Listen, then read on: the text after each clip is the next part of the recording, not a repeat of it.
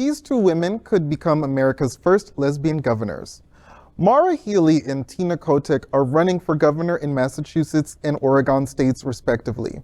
Both these women are poised to make history. If they get elected on Tuesday, November 8th, they'll become America's first lesbian governors.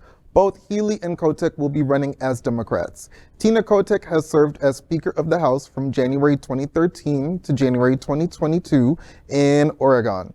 Healey also has been the Massachusetts Attorney General since 2014. With 63% of the vote, she was the nation's first gay Attorney General. Though their current goals and campaign platforms are similar, their entry into politics was very different. Healey's journey started in 2007 when she left a career as a business lawyer to become head of the Massachusetts Attorney General's Civil Rights Division.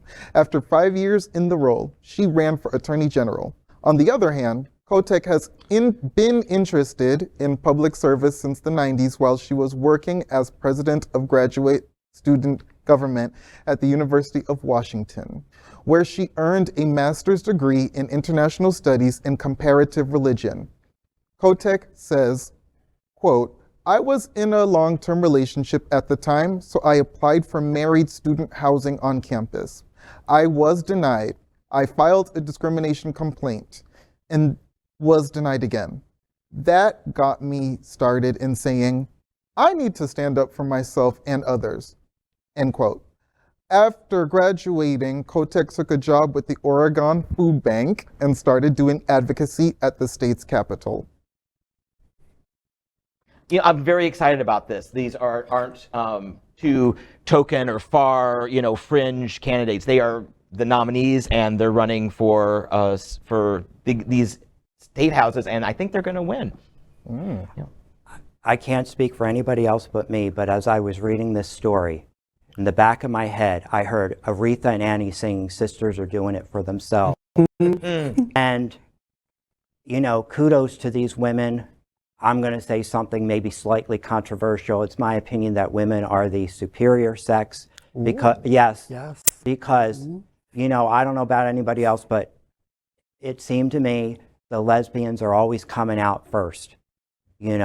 Before George Takei, we may have had Rosie or Martina or whatever, but it's like, I for once, let the women lead. Let the women lead. Mm-hmm. Hear, hear. And I think this also says a lot about our voters. Our voters are a lot more intelligent than a lot of people give the voters credit for.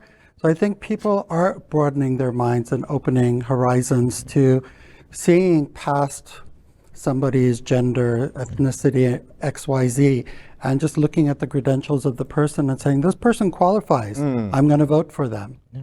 So, now, Frank, you're involved in the community. What do you think of these people of getting behind the lesbian candidates as a state and a party? I think it's great. Yeah, I'm going to have to kick back though, because I don't think any sex is superior, because I think that was about the most sexist thing I've ever heard in my life.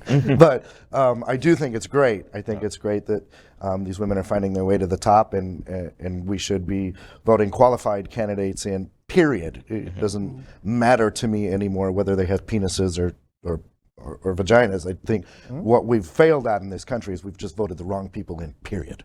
And it's time to end that.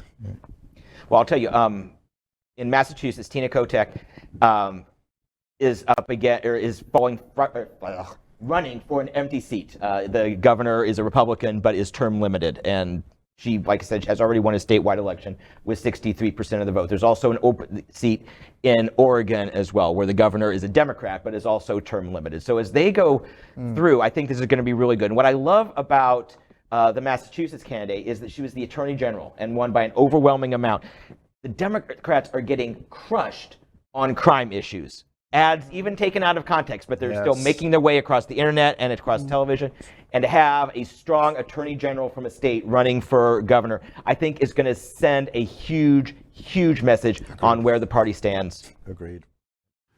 LGBTQ plus news is vital for our community and for the broader world as a whole. We have enough enemies at Fox News. Tucker, Sean, and Lara are loud. We need passionate allies. Happening Out television network, Queer News Tonight, and It's Happening Out are literally out of the closet and into the headlines. Our community needs your support. like this broadcast and subscribe now to ensure the growth of the entire LGBTQ+ community.